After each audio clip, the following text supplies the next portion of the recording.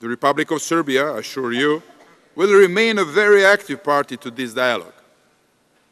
There are numerous issues that must be addressed in the month ahead, and I appeal to all involved to remain engaged in the process in a spirit of constructiveness. To that end, we expect KFOR and the EULEX to fully observe the UN's doctrine of status neutrality in accordance with their mandates under Security Council Resolution 1244, the source of their universal legitimacy both on the ground and in the international arena. Progress needs trust. Negotiations and reconciliation are not achieved through unilateral concessions from one side only. Success does not occur when threats of violence are issued and coercive action that takes place in the course of negotiations. Our response to this is to say that just as we will never accept unilateral action, we will also not abandon the negotiation process. This is why we have stated that we cannot and we will not recognize the unilaterally declared independence of Kosovo. It is also why we believe that we must settle all other issues with the Pristina because our region needs to have a stable environment. Any form of understanding on the matter of Kosovo has as a conditio sine qua non the explicit negotiated and the guaranteed agreement on the following matters essential to the protection of the Serbs on Kosovo. The first concern the status of the Serbian population in North Kosovo. All acknowledge that this is an issue that must be addressed on the basis of the current realities. Attempts to change the current realities would not be conducive to constructive solutions. The second issue involves the proper implementation of the decentralization in Kosovo.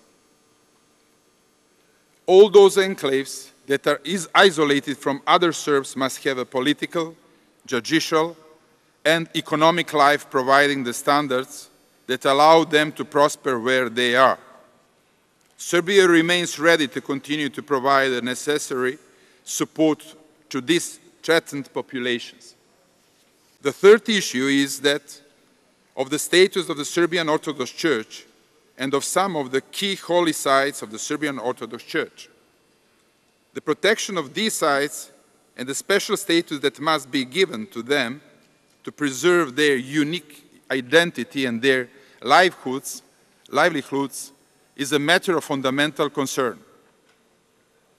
It comes as a matter of surprise to me that an offer that would be acceptable to the Republic of Serbia and the Serbian Orthodox Church has not been volunteered by the other side. This issue is one of the most basic ones, and the denial of this should be considered a total embarrassment to the authorities in Pristina and the supervisory institutions and the nations present in Kosovo. Finally, resolution must be achieved on the question of property.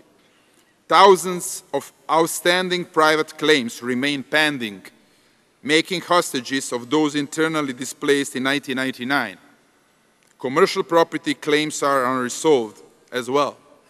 The failure to advance with a goodwill on the very issue, the rights of the Serbian communities in Kosovo, which is at the core of our concerns, is very disturbing.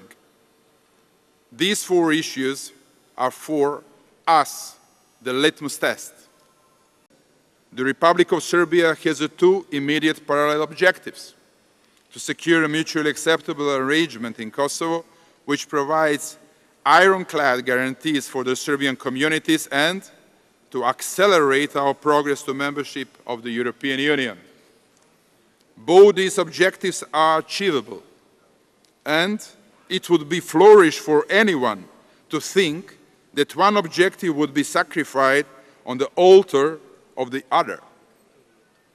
It is for others to decide whether they think that the achievement of these two objectives is for the good of the region and for stability.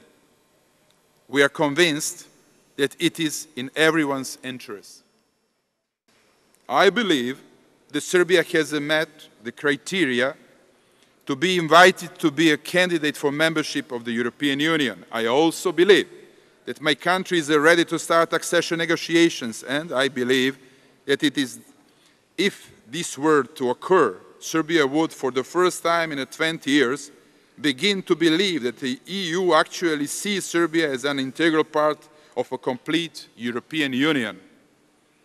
I fervently believe that my country has set an example in the region in matters related to reconciliation and the establishment of a rule of law and the fight against organized crime, as well as in building the administrative capacity to handle European norms.